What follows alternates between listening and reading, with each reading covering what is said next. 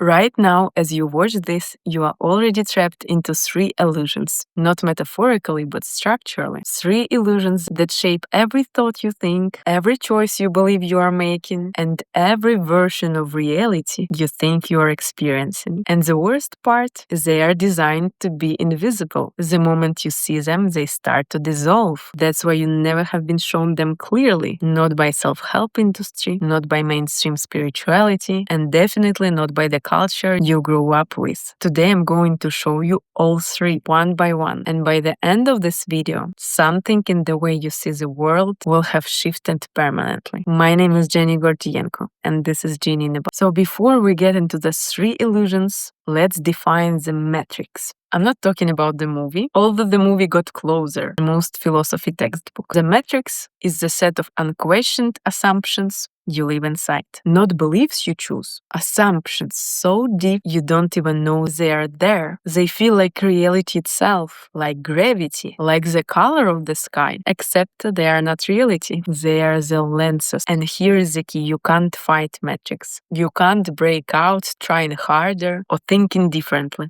You can only see through it. The moment you see the lens, you are already free. So let's see it together. Illusion number 1, the illusion of separation. The belief that you are separate self, located inside a body, looking out at a world that is not you. This is the master illusion. Every other illusion depends on it. From the moment you was born, the world told you, here is you, here is everything else. You are in here, the world is out here. You are the end of the edge of your skin, and your job is to navigate that external world, survive it, control it, succeed in it. This seems so odd that questioning it feels insane. Of course I'm separate. I can feel my body, I can see the wall, I'm here, the wall there, except what is actually happening? Your eyes receive the photons. Your brain converts electrical signal into an image. The wall you see is not out there. It's a reconstruction happening inside of your nervous system. The colors, the shape, the distance, all generated internally. Neuroscientist Anil Seth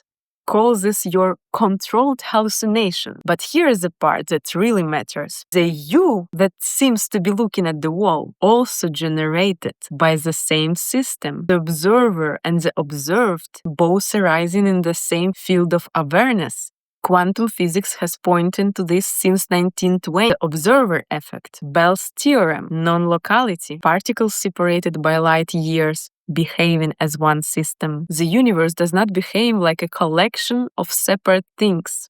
It behaves as one interconnected process, and you are not in that process. You are that process. The illusion of separation is the foundation of metrics. It creates the me versus the world, structure that makes fear, control, and competition feels necessary. If you are separate, you are vulnerable. If you are vulnerable, you need to protect, to control, to defend. Even strategy you have ever used, manifesting, goal setting, self-optimization, assumes this separation. I need to get that subject, verb, object. Remove the separation, entire game change, not because world disappear, but because the war between you and it was never real. Illusion number 2, illusion of control. The belief that you, separate self, are the one directing your life. This one is sacred in our culture. The entire Western world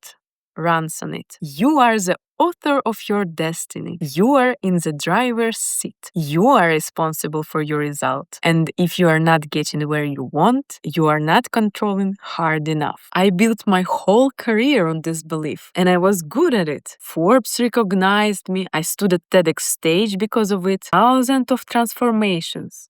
Millions of dollars, all built on assumption that you can take control over your life and redesign it. Because control is not what's actually happening. Let me show you. Right now, choose your next thought. Just pick one. Decide what you will think in 3 seconds from now. You can't. No one can't. Thoughts arise. They appear from somewhere you can't access. And you, the conscious mind, encounter them after they already have formed. Benjamin Libet proved it in the 80s. Your brain initiates action half second before you decide. Most recent studies stretch that to 7 to 10 seconds. So who is in control? Not the you think you are. And here's when it gets beautiful, not terrifying. If you are not the one controlling your life and your life is still happening, then something else is moving.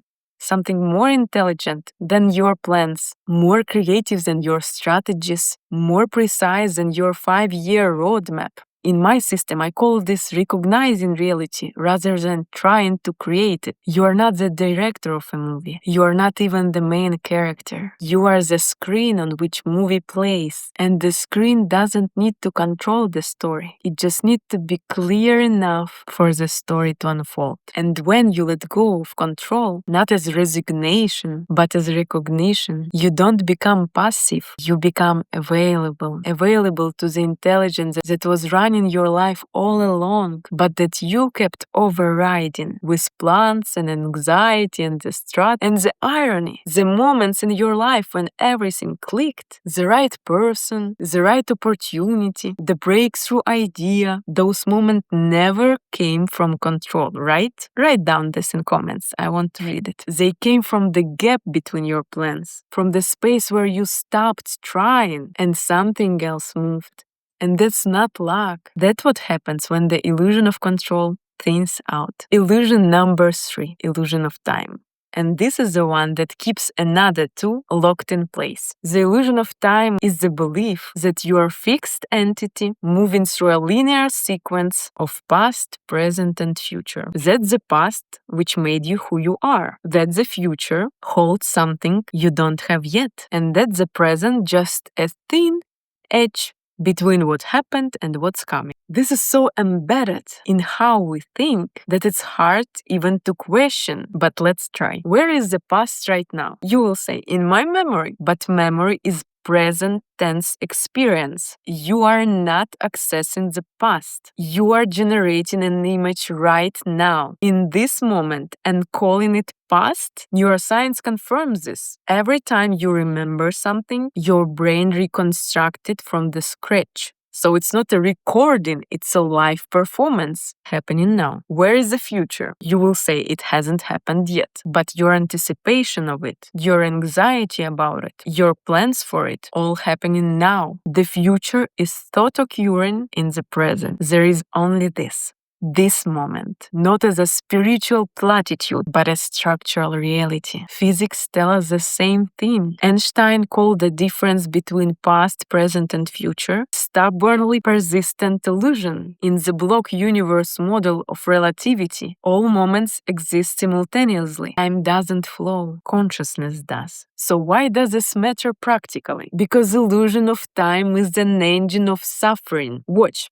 I was hurt in the past. Pain. I need to succeed in the future. Anxiety. I'm not where I should be yet. Past, future, past, future. The mind bounces between 2 places that don't exist and misses the one that actually does. And here is the connection to manifestation. The entire manifestation model depends on time. You are here wanting to get here. Present state, future state. The gap between them is what you are trying to close. But in Genie in a Bottle, there is no gap. There is no there. There is only here, appearing in infinite forms. The version of you that has it all, not in the future. Here as potential, as a pattern already running, unrecognized. The illusion of time keeps you reaching for a tomorrow that never comes. When you see through it, you stop reaching and start recognizing what was already here, waiting for you to notice. So, 3 illusions. Separation, the belief that you are a fragment in a hostile universe. Control, the belief that this fragment must steer its way to safety. And time, the belief that safety exists somewhere in the future. Remove separation, and there is nothing to defend against. Remove control, and there is nothing to force. Remove time, and there is nothing to wait for. What's left? This.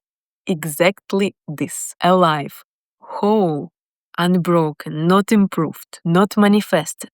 Recognize. That's not the end of ambition, but it's the beginning of real movement. Movement that doesn't come from luck, but from clarity. Not I need to become something, but I finally see what's already here. That's genie in a bottle, and it was never hidden from you. You just couldn't see it through the three illusions. Now you can. If you are new here, this is a part of series. I would start from the first video where I break down why manifestation as you know it is fundamentally broken and what to do instead. Subscribe if you are done with the surface level spiritual content and ready for something that actually change how you see. Not what you believe, but what you see. And if one of these three illusions hit you harder than others, let me know in comments. I read every single one.